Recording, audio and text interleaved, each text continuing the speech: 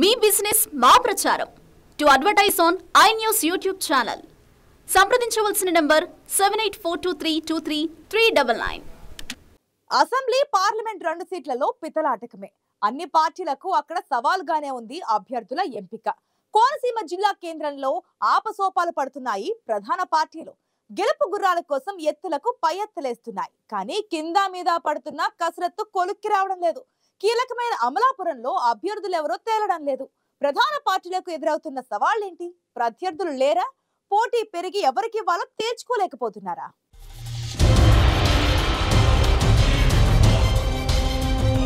కోనసీమ జిల్లా Amalapuram parliament assembly నియోజకవర్గాల్లో టిక్కెట్లు ఎవరికి దక్కుతాయన్నది అన్ని పార్టీల్లో ఉత్కంఠగా మారింది.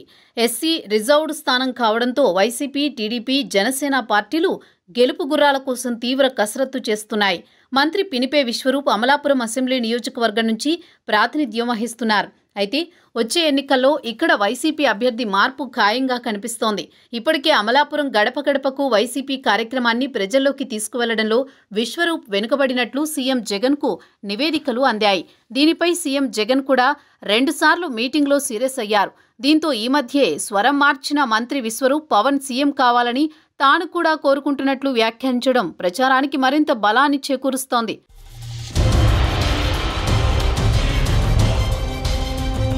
అమలాపురం వైసీపీ ఎంపీ చింతా అనురాధ ఈసారి ఎమ్మెల్యేగా పోటీ చేసే అవకాశాలున్నాయి.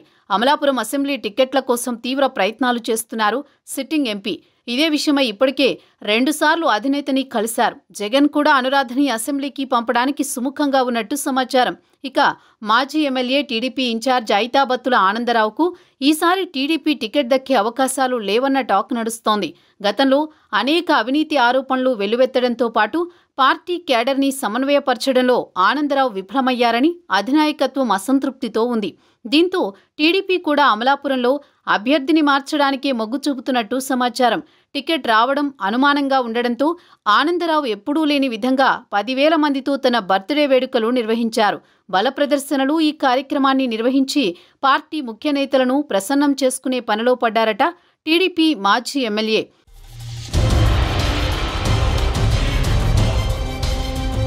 అధినాయకత్వాన్ని ఎలాగోలా మెప్పించినా పొత్తు వ్యవహారం అమలాపురం మాజీ ఎమ్మెల్యేని ఎక్కువ టెన్షన్ పెడుతోంది. టీడీపీ, జనసేన కలయిక ఆనందరావు ఆశలపై నీళ్లు చల్లేలా ఉంది.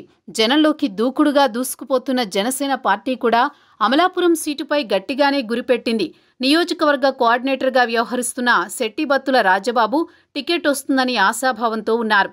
జనసేన పార్టీని బలోపేతం చేసేందుకు గడప గడపకు జనసేన కార్యక్రమాన్ని చేపట్టారు. అయితే పార్టీ క్యాడర్ని కలుపుకుని ముందుకు వెళ్లడంలో రాజబాబు విఫలమయ్యారంటోంది జనసేనలోని మరో వర్గం. దీంతో పొత్తులో సీటు తీసుకున్న జనసేన అభ్యర్థి ఎవరన్నది కూడా అంచనాలకు అందడం లేదు.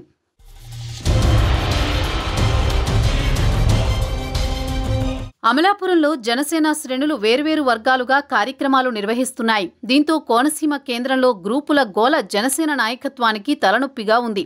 పవన్ కళ్యాణ్ నిర్వహించిన వారాహి యాత్ర సందర్భంగా పార్టీ పెద్దల సమక్షంలోనే 2 గ్రూపుల మధ్య రగడ జరగడం సంచలనంగా మారింది. Amalapuram parliament incharge DMR Sekhar, assembly ఇన్ఛార్జిగా ఉన్న శెట్టిబత్తుల రాజబాబు మధ్య వర్గ విభేదాలు జనసేన పార్టీకి సంకటంగా మారాయి. పార్టీ క్యాడర్ ఇలాగే ఉంటే ఎన్నికల్లో పార్టీకి తీవ్ర నష్టం కలుగుతుందని జనసేన కార్యకర్తలు కలవరపడుతున్నారు. సొంతింటి సమస్యలు, సమన్వయ లోపంతో అమలాపురం అసెంబ్లీ నియోజకవర్గ ఎమ్మెల్యే అభ్యర్థుల ఎంపిక అన్ని పార్టీలకు కత్తిమీద సాములా తయారైంది. ఈ సీటుపై మల్లగులాలు పడుతున్న వైసీపీ చివరికి ఎవరిని ఫైనల్ చేస్తుందో, పొత్తులో ప్రతిపక్షం నుంచి బరిలో ఉండేదెవరో తేలాలంటే ఇంకొన్నాళ్లు ఆగాల్సిందే.